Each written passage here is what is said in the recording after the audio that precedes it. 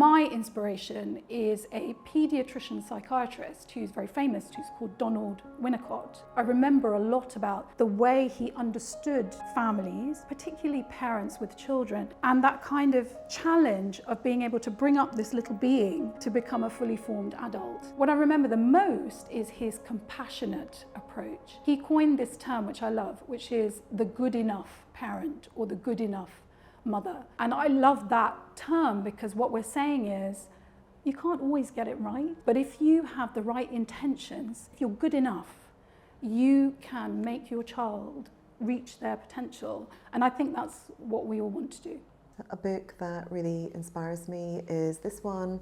It's called The Reason I Jump, and it's a wonderful book, and it's about a 13-year-old boy who is autistic, he's non-verbal, and it gives you a real insight into his world, which I felt really inspiring, actually really good in terms of just developing my knowledge of what it's like to be autistic, because I often feel that a lot of the literature that's out there is written by people who don't have lived experience, and it's just fantastic to have a book like this. It's so valuable. So this is a book that I would absolutely recommend. One of my passions is art and literature, and I look to those things for inspiration. Actually a book, one of my favourite books, is The Catcher in the Rye. It's such a beautiful book. It really captures the adolescent experience, which can be a confusing time. It can be full of change, sometimes trauma, difficult relationships, and what the book really highlights, how lonely a young person might feel. This is something I like to remind myself of when I'm seeing a young person for the first time. I was motivated to become an assistant psychologist because I feel at school seeing lots of people with their personal experience really inspired me to want to be part of the change. And additionally, I feel with celebrities becoming more open and honest about it on